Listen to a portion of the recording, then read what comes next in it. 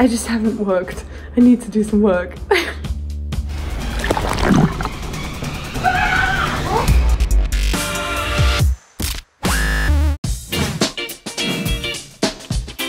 Can you see my lips wet? So I made it. If you didn't see the last video, I just kind of randomly booked a trip to Tulum for a full month on my own. I wanted to spend some time trying to figure out if I could become a digital nomad. To do that, I created an online store selling lots of cute, like cool cat lady stuff. And I watched tons of tutorials on how to do it, as well as doing some freelance graphics work. Other than that, I'm enjoying my beautiful surroundings. Well, it's day one.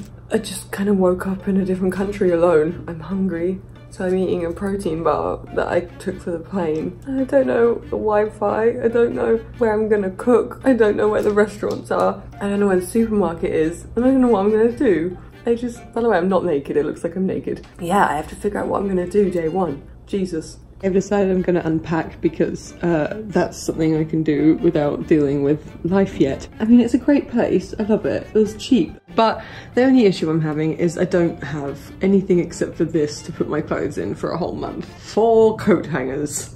This is not that bad. It's just everything's on display. It looks like a messy Forever 21. I then addressed my needs.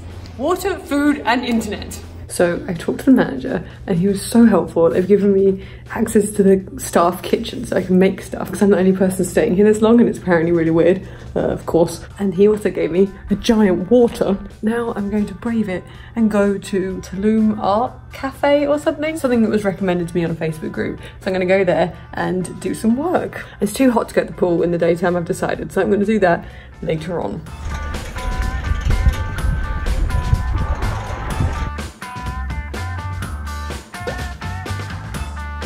After I went to Tulum Art Club, I decided to brave it and go to the supermarket on my own, which sounds pathetic, but it's really different. So after my first trip into town, I decided I would chill in the pool and watch the sunset, and it's really pretty at night there. So that's my new happy spot, is the roof. Today, I braved it and went to the hostel to see what the young people were doing. And then this girl came over to me called Ina. She wanted to go to the hotel zone, which is where all the pretty beaches are. So the hotel zone is where all the really fancy hotel resorts are, and if you are a pauper like me, you can go there and wander around, possibly buying a drink now and again, and it's just the most beautiful thing I've ever seen. So while we were at Ahau, one of the waitresses told us about this water tower that you can climb and see the whole of the jungle and the sea, and it was really pretty.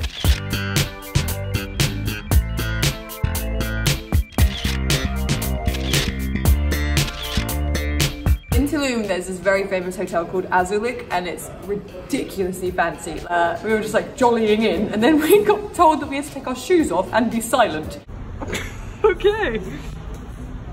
So we browsed the gallery of torn rags, which I'm sure were very expensive, and then we tried to go to the restaurant, which had a 500 peso minimum. So instead there's like a store inside that has like $5,000 hats. We couldn't buy anything because everything was $1,000. So today I woke up kind of anxious. I've had a really good time up until now, but like there's this like little niggling feeling of what do you do? If you have 5 minutes spare, you kind of panic. I have to be comfortable with my own company and do some work. Jesus. I think I've been settling in and like treating it kind of more like a vacation. I've done no work. I mean, I've done some, but it's really hard. I have this first week paid time off from my job, so I'm just gonna kind of treat it as a vacation with a little bit of work. Yeah, I didn't really do any work. The next day I went to Akumal with this guy I met last time I was in Tulum, and he took me to this amazing lagoon in like a nature reserve, and this little dog followed us there. He was the star of the show. Oh, what a good boy. Then we went off to Cenote, which was amazing, and it was closed, so it was just us going. Wow.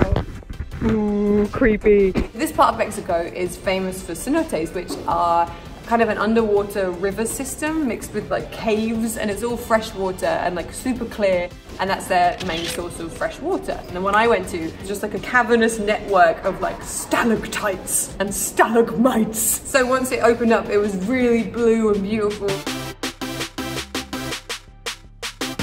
And there was a rope swing. Guess who had a go? There was a near death. I didn't realize that I was gonna swing into rocks, but I did let go in time.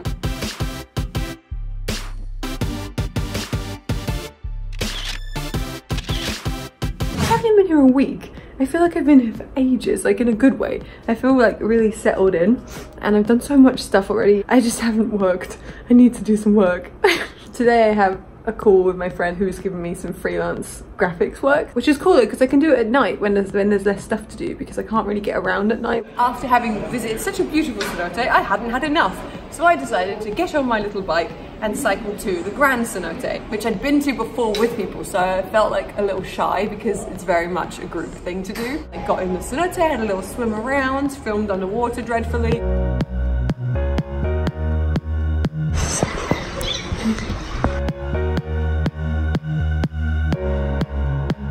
Little birds.